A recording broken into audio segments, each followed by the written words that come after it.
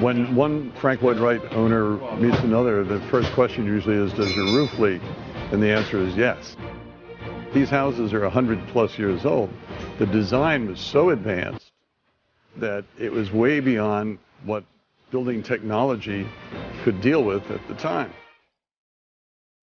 These eaves were drooping. The house was beginning to frown. And it was telling us that it needed help. The pitch on this was down this far. This is typical of the kind of insect infestation that had destroyed a lot of the house. And you can see the stucco just crumbles.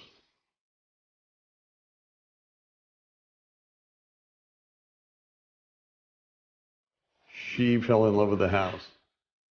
She was so happy over the idea of living here that I said, we had no choice but to do this.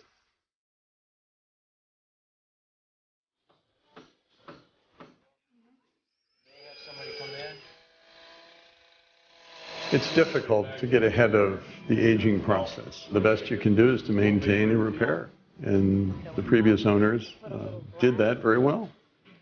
But to undertake a complete restoration of something this elaborate is a huge time and finance commitment. But we're willing to make that because it's worth it to us. This particular angle really fascinates me. If I have to come out in this yard and sit and have a drink in the evening, I'm going to sit here and look at that. Here's the dining room. This is probably the most famous room of the house. It's an extraordinary room, not right now, but it will be.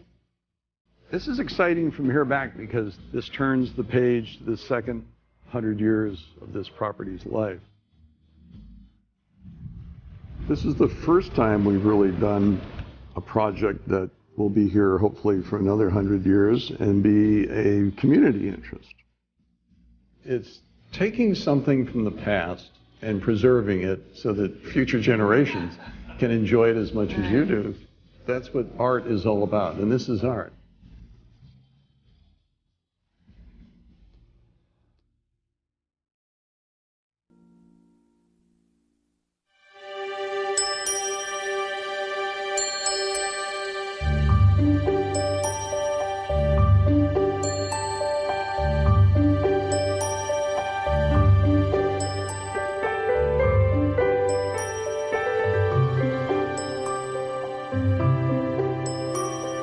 What did a Prairie-style house look like in Rochester, New York in 1908? Probably like a flying saucer. 1908 was a period of pretty traditional architecture. Tudors were popular, of course, influenced from Europe, and colonials and other styles were definitely the popular structures being built. This house, with its long overhangs and its low-pitched roof and its 219 windows, I'm sure was a lot like a flying saucer would be today. The original owner was Edward Everett Boynton. He came to Rochester roughly around 1882, and he was a lantern salesman for the C.T. Ham Lantern Company. And so he was basically their chief salesperson. So he must have done pretty well for himself. Edward Boynton made a considerable fortune. At the turn of the century, he was living on one of the side streets off East Avenue. His wife died in 1900. They had 4 children altogether. Beulah, his daughter, she's the only child that survived. And so Edward doted on her, and, that was his life. In 1904, a partner of his who lived in Chicago told him of an architect, Frank Lloyd Wright, and he decided that although he could go with someone local in Rochester and do something more conventional, that he really wanted to build something that he could do with his daughter and create this vision that was very unique and at the time quite eccentric, quite frankly. And if you looked at the turn of the century, there were houses that were very conventional for the time, and that's all that you saw in Rochester. And suddenly in came Frank Lloyd Wright with his Prairie style, and with his 4 lots, built this low-slung, very modern house in the midst of this convention. From 1900 on, this was what he used for domestic building was a long, low building with a sheltering roof that protects it, set so that it's close to the ground, so that it seems a continuation of the landscape. It doesn't fight with the landscape, it fits into it. The typical residence would invite you in by showing you the front door. Wright houses tended to make the front entrance a little more mysterious. You would see that there was a path, but you weren't sure exactly where it was going. As you came to the house, the door would be revealed to you. So there were a lot of differences between the Prairie style and the classical homes that had been common.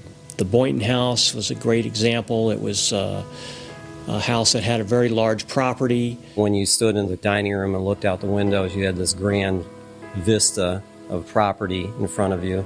The idea was this grand estate feeling, and so there was a reflecting pool and tennis court and flower gardens.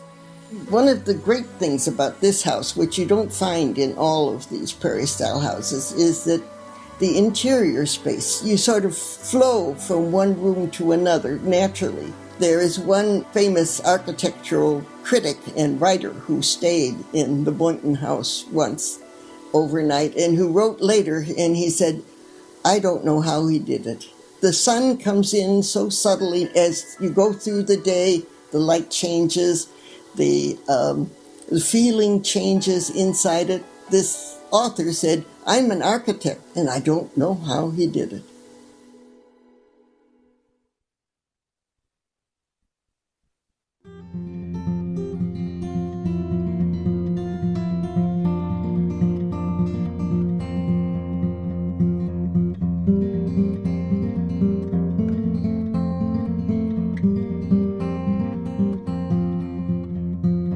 Actually, I saw the house in the mid-'70s, and I went through. I was really impressed, of course. Who wouldn't be? It came up for sale once in the 90s, and I considered it then, but it wasn't the right time in my life to own the Frank Lloyd Wright house. When Jane and I were married, she came from New York City and didn't really know Rochester, so I took her around and showed her everything, and I said, "Here's our Frank Lloyd Wright house." She said, "Oh my God, I've always wanted to live in a Frank Lloyd Wright house." So he drove me by it, and I was just in awe. And after that, I told him that if that house ever comes for sale, I would love for us to have it. Well, for 10 years, every time I was downtown, I would pass East Boulevard and look at the house, no matter where I was going, no matter what I was doing, for 10 years. We were on a trip, and it happened to be visiting Frank Lloyd Wright houses. And we're on this tour, and this phone call came through. And it was our realtor friend saying, "I don't know how to say this, but the Frank Lloyd Wright house has just come on the market." So we got back to Rochester, we went over, looked at the house, and we said, "That's it. We have to find a way to get this." And we negotiated briefly and bought the house. And the next day we said, "Well, now what do we do?" And I looked at Fran and I said, "Fran, we could move in tomorrow." And he said, "Jane," because he sees things differently than I did. She said, "Well, we could move in right now." I said, "I don't think so." She said, "Why not?" I said, "Well, I think it needs some restoration. But it looked so good to me." I said, "Yeah, I think it looks good to everyone because they want to see the beauty of the house. They don't want to look beyond it or beneath it for what might not be performing as well as the aesthetics." Fran Cosentino and Jane Parker want the house. They want to live in it. They want it to be made so that it is convenient and pleasant for them to live in. But most of all, they want to rescue it. When you start out with one of these things, you know there are going to be surprises, of course. There always are. And we were prepared for that, I think. The one thing we weren't prepared for was the insect infestation. They discovered that, unfortunately, it had been a happy home for more than American families. It was also a happy home for American termites. And the termites had been followed by carpenter ants, and all of them were inside that wall happily chewing. You remember ant farms when you were a kid, 2 panes of glass with sand inside, and that's what it looked like, every bit of it. Once we got into that, we realized that it was not going to be easy. And as it turned out, all of the corner support beams on the exterior of the house that ran inside the stuccoed walls needed to be replaced, along with a main beam which ran through the dining room ceiling, 27 feet long, and over the years had sagged from the fact that it was undersized for the job it had to do, not because Frank had underspected. I believe he had spec'd an 8 by 12, and apparently the builder put a 6 by 8 in its place. And 100 years of sitting up there holding that weight caused the ceiling to gradually sag. And as the ceiling sagged, the roof leaked. Anytime there was a heavy snow, you could expect that there would start a little drip, drip somewhere in that dining room. And the breakfast room, which boxes out on the south side of the house, started to lean in due to the lack of support. And many, many years ago, I believe someone removed support walls in the basement. That added to the problems. Fran and Jane rolled up their sleeves, got in the crew, and set to work. We're making it livable and comfortable, but it will still look like it did in 1908.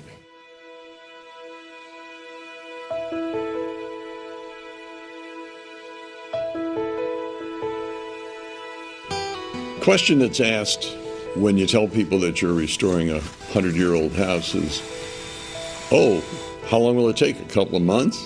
And you say, well, no, it'll take a lot longer. And they'll say, well, why?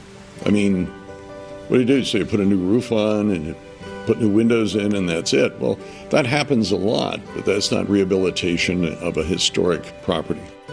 In the preservation world, there's 2 basic types of works that one takes on. One is called rehabilitation and the other is restoration. It's very rare that full restorations take place. Full restorations are normally reserved for museum properties that aren't necessarily going to be lived in. So most of the time we have the second type of preservation work take place, and that's called rehabilitation. And in a rehabilitation, we focus on the most significant elements of the historic fabric of a home. We focus on the overall design of a structure, and we really seek to preserve the most significant historic elements of the fabric. They have to live in this house. They have to make sure that the work that they do will enable the home to be a comfortable house for the next 100 years. So what they're doing is probably a very interesting combination of restoration and rehabilitation. The only explanation I can give is that if you visualize an automobile that was purchased in 1908, and although the owner of that automobile cared for it very meticulously, he drove it for 100 years. He maintained it, but he drove it. And at the end of 100 years, that automobile needs to be completely taken apart. Every nut, bolt, washer, wire, everything, and reconstructed if you're going to drive it every day. It has to be functional, and so does the house. You have to examine every one of its parts, determine whether or not it can be preserved and conserved. If it can't be, then you have to find a method of restoration or replacement. And that judgment call is made every single day on every part of the house.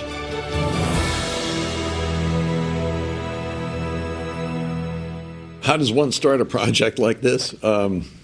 We've done it before, not to this extent. I knew that we needed to have a good basic crew that understood the spirit of what we were going to do. It's great to be able to work with Fran and Jane because they want everything done the best way it can possibly be done.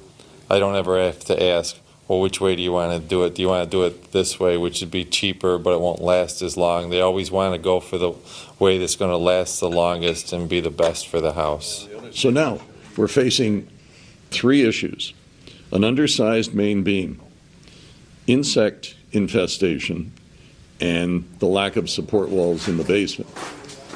So I said, Jane, I don't think we're going to get to the restoration part of this until we finish the structure. Now, this section of the house was actually 8 inches below the grade of the land. And that started a rotting procedure, moisture in the wood, and that's a banquet for carpenter ants and termites. And you can see they just invaded the entire house all the way around. As the wood continued to be soaked over decades, the insects ate their way all the way up through the main supports on the corners. And this goes all the way up to the second floor. And this is typical of what happened all the way around the house. And this wood, instead of being a support beam, has more the strength and consistency of a head of lettuce. It's very light and very weak.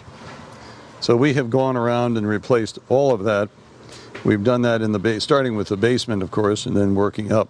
We replaced all of these beams. We went in with 2x24s, 3 of them together, to replace the main support beam over the dining room ceiling. And so I think that'll be there for a very long time. And we replaced all the other support walls in the basement, structural pieces that went outside. And 7 months later, we were finished. But now we're ready to start restoring the house. So we lost 7 months up front. We searched out people that could be specialists on specific areas, such as wood refinishing and restoration. And Eric Norden, of course, is the best we have here in town. So we asked Eric to join us. I figured there'd be some other people there maybe helping me, because I thought this is a monumental project. You know, how could I ever do this by myself? So, you know, so it was like walking out on the end of a gangplank and hoping you could swim. Along the way, various rooms in the house had been painted. Up in Beulah's bedroom, everything had been painted turquoise, the screens and all that. And that turquoise gets down into the cracks and the pores of the wood. And there's no way you can correct that or get rid of that short of stripping it with a paint stripper with methylene chloride. That's what actually does the work of helping loosen that up. But then I also had to attack it with brass bristle brushes and scrub every board with a brass bristle brush. That has to be done twice, and then it's scrubbed down with solvents to clean it even more. And then it's ready for sanding and staining and varnishing. So it's really a laborious process. As you can see, see this green, how it's turning green. And what this is the green paint that was on the wood that was down in the pores that is now getting lifted to the surface. So as you can see how much lighter it is compared to this over here. New wood is just so fresh and new looking. It just doesn't have the same look as wood that has aged for 100 years.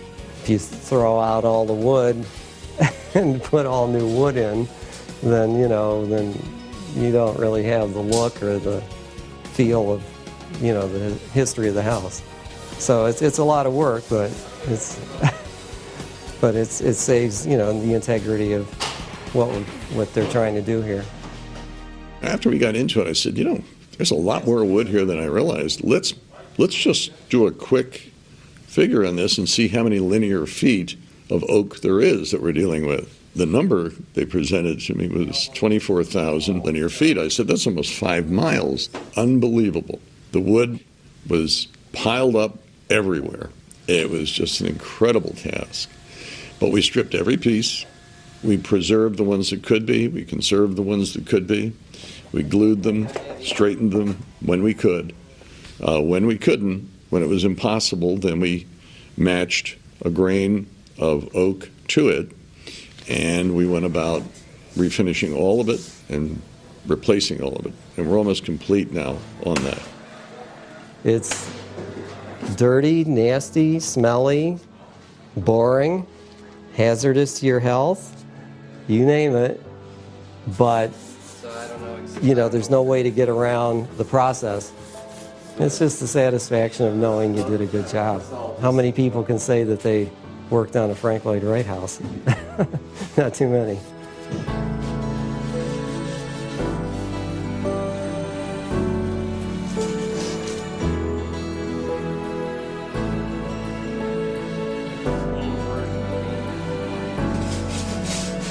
Frank Lloyd Wright and I go way, way back. I come from Wisconsin, Taliesin. Frank Lloyd Wright's school is only 20 or so miles from my mom's house.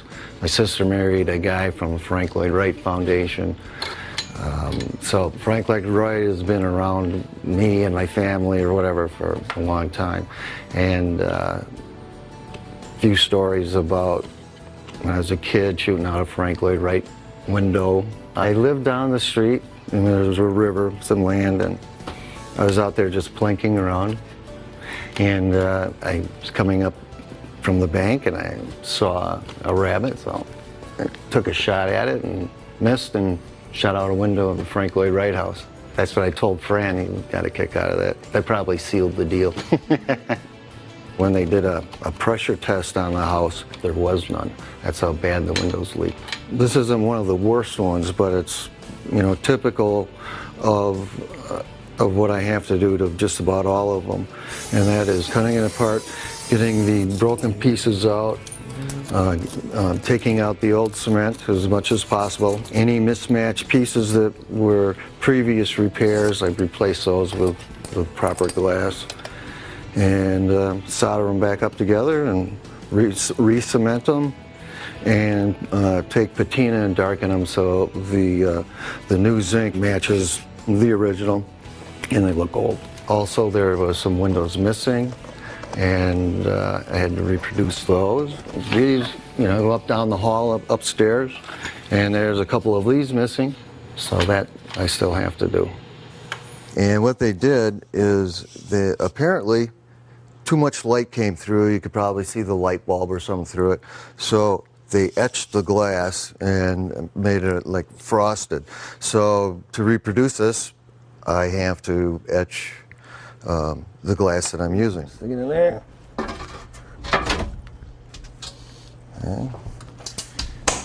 And Yeah.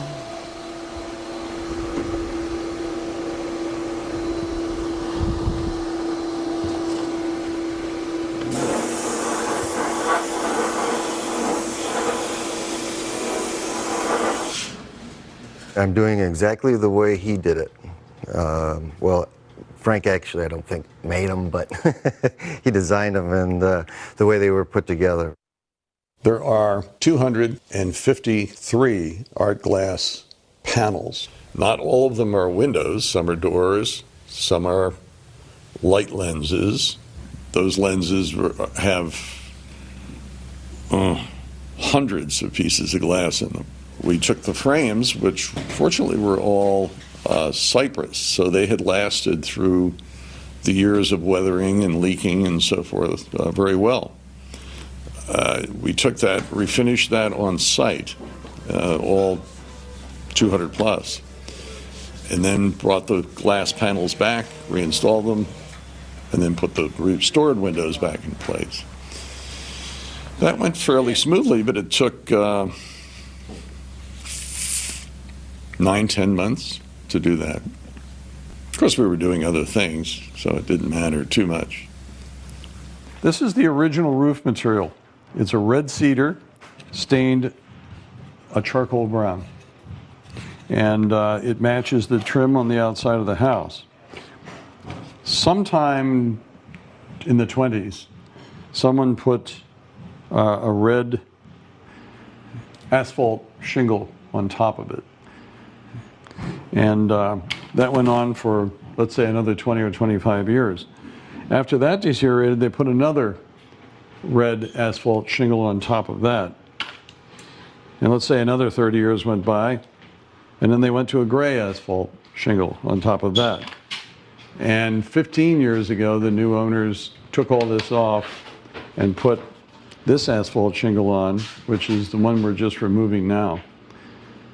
And we're going to replace it with the same red cedar, stained dark brown, to match the original. So this is the new shingle that's going up right now.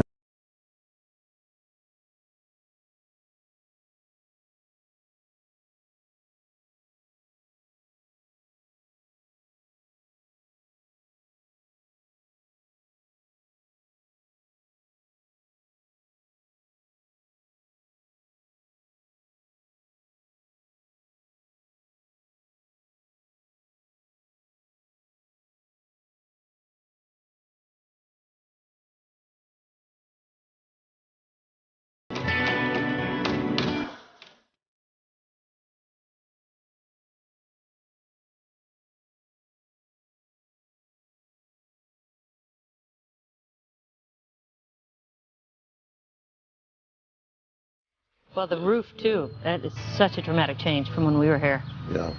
That's the original style? That's the original red cedar shake, pre-stained, to the same specs. What about the downspouts? From The internal downspouts, they've all been cleared out. Yeah, they're all working. Oh, great.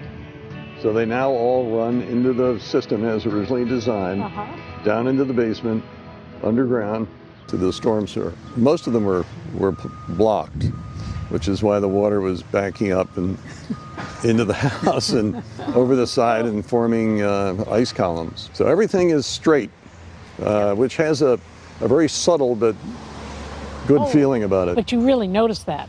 You know, I mean, that's the first thing that hits you. Yeah. That's right. You guys have a lot of history in this house. We moved to Rochester in 1977. The first week we lived here, there was this little article in the paper about the Frank Lloyd Wright house. The opportunity to live in a house like that doesn't happen to very many people. I mean, for you to be in the right place at the right time, it was just sheer happenstance that we were able to do it. Knowing that it had problems, knowing it needed a new roof, knowing any of these things, we walked in the house and it was like, if there's any way we can buy it, let's do it. And we lived there for 17 years. My parents made it a casual, welcoming, relaxing place. I never felt like it was a museum, that you couldn't touch anything or couldn't go anywhere, or couldn't climb on the furniture. It felt like a house, a really warm, inviting, comfortable house. The spaces were so wonderful to kind of flow in and out of, and we had a lot of parties. You know, the money that we had really was poured into the house. The leaking roof, the constant repairs. You know, we did what we could to keep it together. It was worth everything. It was worth every penny. And doing the work on the house was also a pleasure because you felt like you had a piece of history that you owned. And you got to participate in its fixing up. I think Fran and Jane have that attitude, and I just wish that we had had the funds to be able to do more. I think there are a number of interesting architectural places in Rochester, and I certainly think this adds depth to the kind of architectural statement that the city can make. Now, personally, I would have loved to be able to put it on a flatbed and take it with me. When I was 8 years old, I wanted a pool, but, you know, I got this house instead, and I will tell you that I don't think anybody would care about me having a pool when I was 8 years old, but they certainly were interested in my experience living in a Frank Lloyd Wright house. Frank Lloyd Wright wanted your eye to follow along the trim here, and so he cut it on a diagonal here, as opposed to cutting the wood, you know, on a vertical. So you can see a couple different points. I used to love to point that out to architecture students, thinking that I was so smart when I said that. So. The Boynton House is one of its unique characteristics is that it possesses the original furniture. Not all of it, but a good number. I think there are 17 or 18 pieces of original furniture, and that's rare. In the 1970s, there was a dispute when the house went up for sale between the seller and the buyer over the furniture. Up to that point in time, the furniture was included with the house in the sale. Well, and as you know, today if you sell a house, it's not assumed that the furniture goes with it. Our feeling was that the furniture needed to stay with the house, and there was no way to keep an owner from just selling it. In today's dollars, I have no idea what the furniture is worth, but at that time it was appraised at like $25,000, and the Landmark Society actually bought the furniture and took title to the furniture. It's been our honor and pleasure to work with the current owner of the Boynton House and enter into a use agreement where the furniture stays in the house but is used by the owners in their daily lives. They have allowed the owners of the house to have it in the house as long as they insure it, take care of it. The larger table, which is extraordinary, Frank Lloyd Wright put lights, magnificent art glass lights in the corners of the table. So it's quite contemporary today even. We'd have very casual parties sometimes, and you'd have hamburgers and hot dogs, and you'd eat at the Frank Lloyd Wright table, which is this elegant table, yet it is casual and just your home. Frank Lloyd Wright designed this furniture to be very specific to the houses that he designed. And these components are architectural features that help define the spaces that he envisioned. And without the furniture, you simply can't have a true Frank Lloyd Wright experience. It's just impossible. It was in a condition where it needed some fairly immediate stabilization. And so the Landmark Society currently has the furniture in climate-controlled storage, and we have recently undertaken an agreement with a man by the name of Alex Carlisle from Massachusetts, who has done extensive furniture conservation for many historic properties around the country, including many Frank Lloyd Wright designed homes and Frank Lloyd Wright designed furniture. Okay, this is one of the dining chairs from the Boynton House, and as it's come in, it's been in storage for a number of years, and it's had a regular history of household use before it went into storage. So there are minor damages, minor signs of abuse, and this is one of the significant issues that we often deal with. It's sun damage, it's light damage. You can see how this section is much lighter than this section, and it's the way the sunlight hit it. We're not trying to make all of the damage go away, because signs of use or a history of use are important parts of an artifact. But in this case, we're just looking to make the signs of abuse and things that look like damage go away. And normal wear and tear, as part of the history of the use, is all retained. So the Boynton House dining table, it had been disassembled and put in storage. And typical for a dining room table, the surface must have been through a lot of damage. And the top, at some point in its history, had been refinished. It had been sanded down and refinished, and no longer matches the color on the legs and the edges. So part of the process will be to restore a color that matches the rest of the table. So the process is much like that of the chairs. Identify which pieces of molding are poor replacements, replace them again with better replacements, fill some of the worst dents, dings, and losses, and in-paint them to match the rest of the table. One of the principles we use is reversibility, so that everything we do is easily reversed, because we know most conservators are sure that in 50 years somebody's going to be doing this all over again. So we have a relatively narrow range of materials that are acceptable to use on objects, which makes our job harder if you're restricted to using a very narrow range of chemicals that are time-tested and proven. You have to be a lot more careful with the way you manipulate them. So that's a problem, it's a challenge, it's what makes conservation interesting. So the goal for conservation, again, is not to make the furniture look like it just rolled off the assembly line, but to remind everyone it has a wonderful history of use, and that's what's important about it.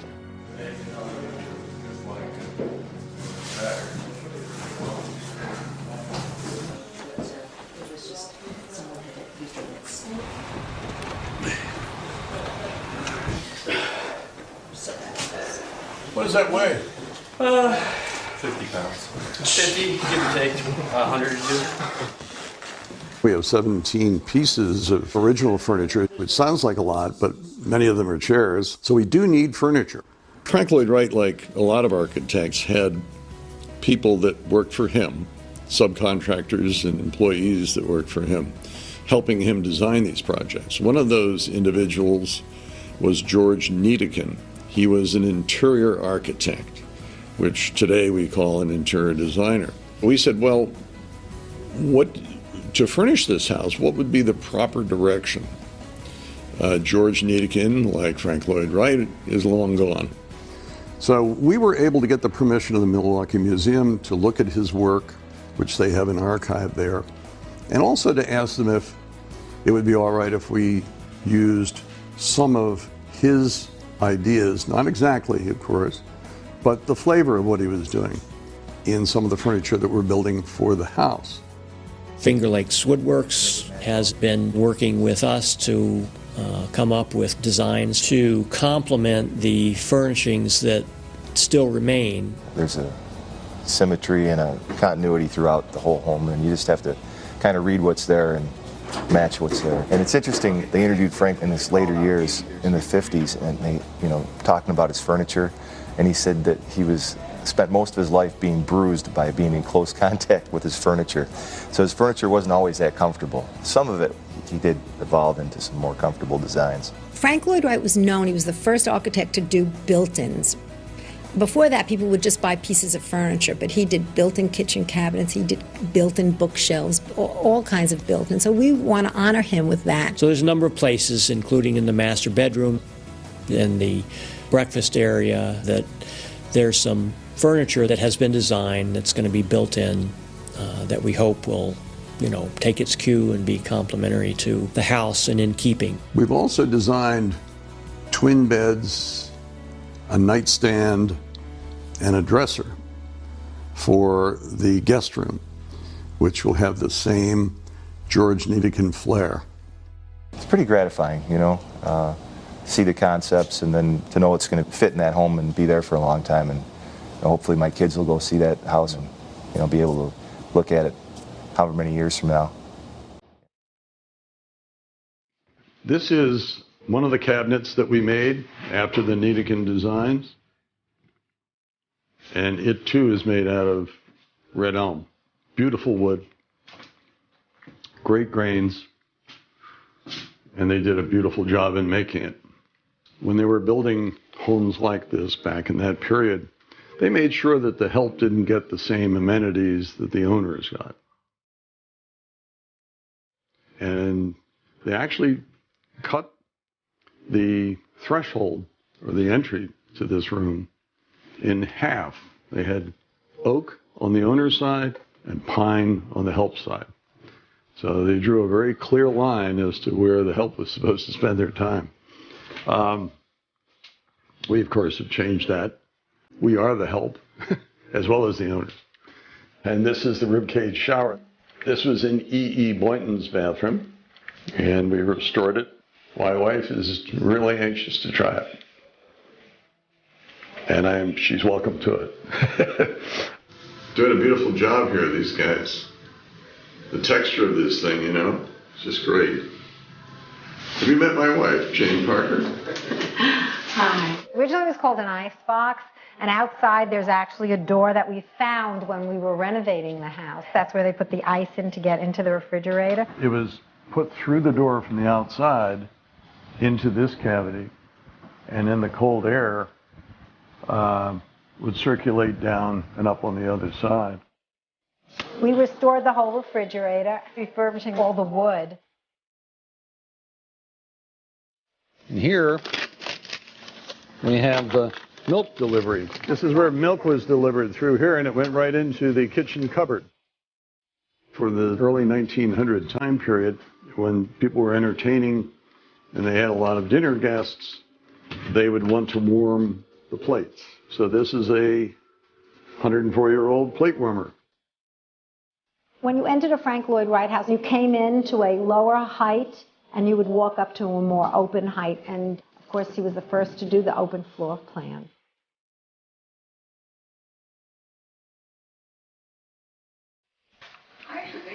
And this is our dining room. I like what my wife has done with the walls. I think we're on our way to a great decor. Interior design of the home will begin to emerge in the next 30 days. Color and texture is extremely important. Fabrics, such as carpeting and upholstery fabrics.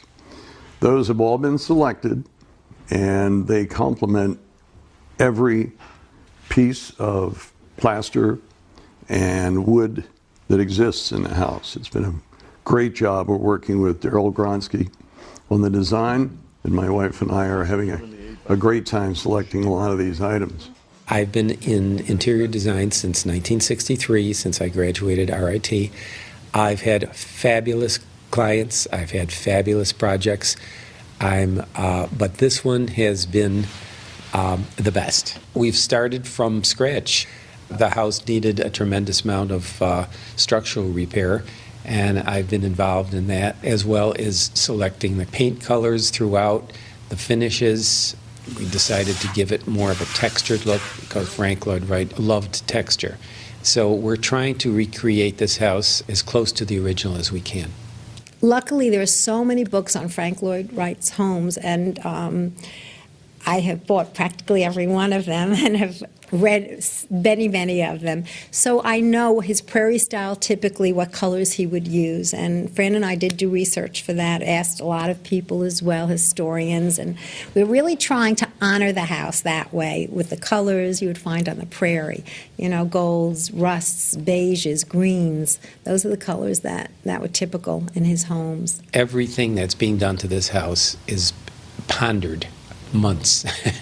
Our main objective in this whole restoration is have the house stand out, not its furnishings. So it's going to be a work of architecture more than a work of interior decorating. All the furniture selected so far is very architectural and very authentic.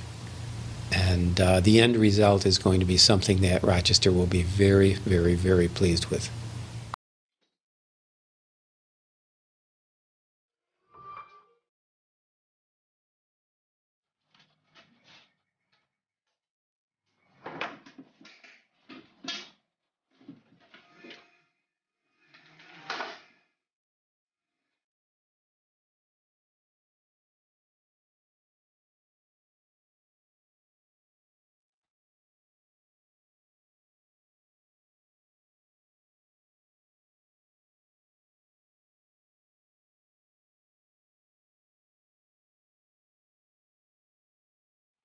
The dining room is the focal point of this property. We have taken pains in its restoration, including designing a magnificent carpet. Everything else is absolutely spectacular. It's probably one of Frank Lloyd Wright's most beautiful dining rooms.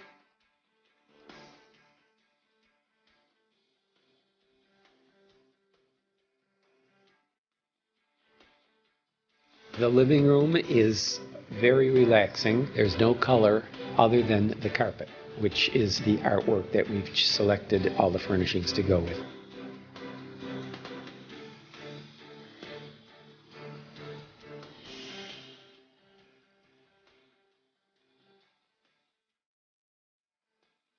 All the cabinetry in this kitchen is new, but it doesn't look it. Cabinets are all documented designs of Frank Lloyd Wright. The countertops are all wood.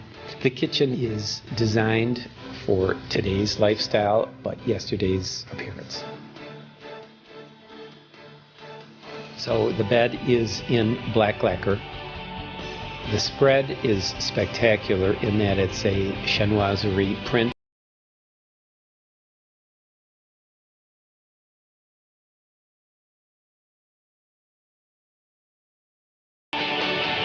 Everything was done according to today's best, but yet none of this will stand out. Walking into the main door into the house is like stepping back in time to the day this home was built.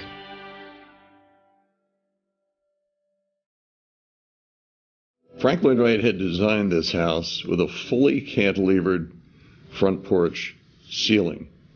Now, fully cantilevered ceiling that goes out 15 feet and is probably 14 feet wide, hanging out the front of the house was part of that, oh my God, I think a flying saucer landed here, feeling that people had. The structure for it is concealed. I mean, you don't see any steel in the house anywhere. It's buried. There's 15-inch I-beams in there that are 55 feet long that hold that whole front porch facade up. It's just sitting there in a way that I don't think anybody had seen anything like that. So this was an incredibly important element to the original house and to the Prairie style. However, the second owners of the house realized that the winters here were pretty bitter, and having a porch that is heated that they could use year-round was be more practical. And I have to say, I agree with them. I think if I were the owner of the house at that time, I would have done exactly what they did. And what they did was enclose the porch with the same art glass windows that were in the house. Now, they did it in a fairly sensitive way, but they made some significant modifications. They rebuilt the walls. They lowered them by over a foot and a half, which allowed them to install taller windows. And then in order to have an appropriate ceiling height, they took out the floor of the porch and they dropped it down 2 steps. It was beautiful, and it had weathered very well. We purchased the house, we saw the porch, we said, that's great. We have a year-round porch. We can go out there in the winter, in the summer, open the windows in the summer and enjoy it. The idea to put the porch back to its original was my idea. Fran wasn't so sure we should do that because he felt, yes, we were losing space, as well as this is Rochester, New York, where it's cold, and we wouldn't be able to use the porch very often. Jane said, we really ought to return the porch to its original design. And I said, oh no, I can't lose my year-round porch. But I felt, and very strongly, that this was sort of a signature design of Frank Lloyd Wright's, and that's how the house was originally.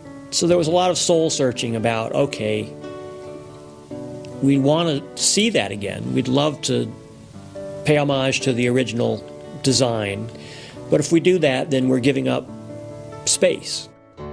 I was on the side of keeping it. She was on the side of changing it. Guess who won? She won. I think that from an aesthetic standpoint, the opening of the front porch back to its original design is probably the best decision that could have been made to really restore the design features within the home. For the community and for the preservation community, is a very exciting decision that they made. Of course, we had to rebuild the whole porch when we did this. The height of the wall that surrounded the porch, the stucco ceiling, a lot of the superstructure above the porch needed to be reinforced. So we spent a month or 2 on that. We actually took the front porch back to its original size and the planter in the front back to its original. Everything looks exactly like it did when the house was built. When we took the plastic tenting off and exposed the porch, there was traffic in front of the house. People were stopping and staring at it, as I am sure they did in 1908. So that was gratifying to know that we had made the right decision.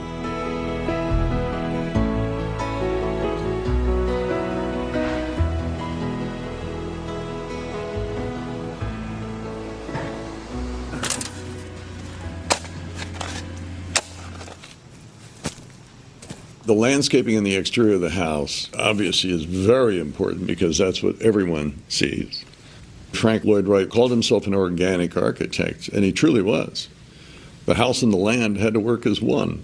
With the original landscape design that Frank had created, our house had crushed stone walkways that traveled throughout beautiful plantings. In the 1920s, when the land was sold off, of course, it became a much narrower lot. I think it's about 75 feet wide. So that instead of the house sitting in the middle of this grand expanse with all kinds of lovely things to look at, it's tight. It's really pushed in there. So we're trying to bring back what Frank really wanted for that property, even though the land is compromised and much smaller. We called on Mark Bero of Bero Architecture, a landscape architect group that we've used before, who's just great, to examine it and make a recommendation. We wanted this landscape to be appropriate but not overdone, and it's all about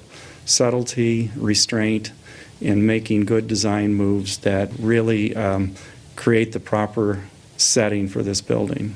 One of the things, when I came to this project site, this building was surrounded by plantings, the driveway was there. There was a lot of distractions on the East Boulevard side that you couldn't really see the way Wright intended this building to be seen. So we decided to use, again, a very subtle approach to the front, where we let the lawn essentially move right up to the building foundation. We went to the Preservation Board, Landmark Society, and said, you know, the lot has been downsized from its original depth. We had lost all the landscaping, the things that gave the architecture a chance to breathe. So we got permission to remove the driveway and landscape the entire front of the house with grass and limestone trim, leaving the front of the house free to be enjoyed by everyone who drives by. Frank Lloyd Wright had designed a pergola, which was never built. He also designed a garage, which was not built. Several years after the house was built, a garage was built, but it was not of his design. The Bero firm recommended a pergola design and recommended a design for the new garage, which is very much Frank Lloyd Wright.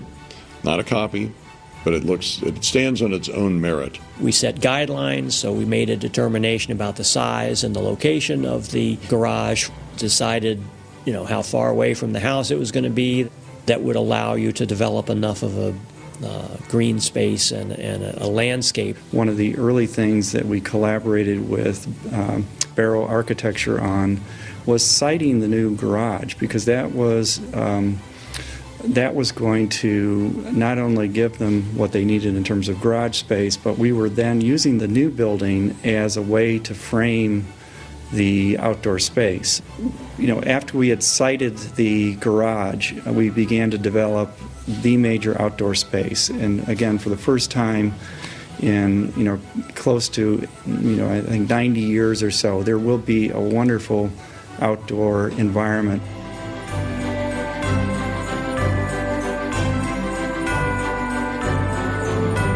Working with Bero, we came up with the concept of partially enclosing the north side with a covered walkway or pergola, and John Page and his team at Bero did the detailing of that covered walkway. We worked very closely with them because it interlocks with the spaces we're designing outside, so it was a real collaborative effort.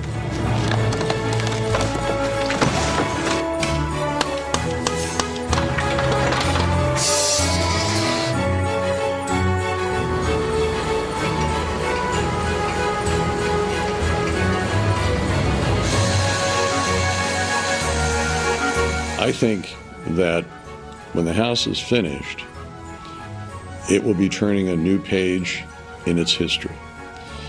The architecture design of the Bero firm, the Bero firm, is so stunning that new architecture will marry up to the old architecture very comfortably, and it will make its own history. So we're ready for the next 100 years.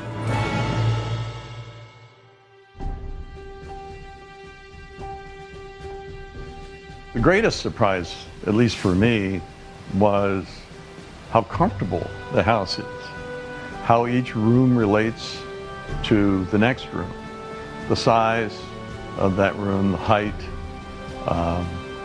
just flows together very well. I think Frank Lloyd Wright has proven, certainly to me and hopefully a lot of other people, that he was a real genius. I mean, he designed this 104 years ago.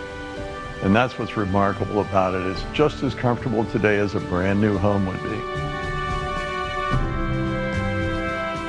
From the first day I saw this house, even though it needed restoration, I felt a serenity. Even when there were 30 men in here working, I felt that serenity. But living here, that feeling is tripled. It's incredible. It's a passion for us to save old houses, and I can't think of a house more worthy than this house. this house could not be this house if it were in another place. It is what it is and where it is. The thing about restoration, especially one as complicated and intense as this was, is that it's kind of like a bad cold. When it's over, and you've pretty much forgotten how bad it was. We had over 150 people working on this house. I just can't thank all of them enough because they made a dream come true for us. They really did. It's our, what? It's what we leave behind, I guess. Our legacy. Our to the legacy. Town. I agree. So it's great. We love it. We really do.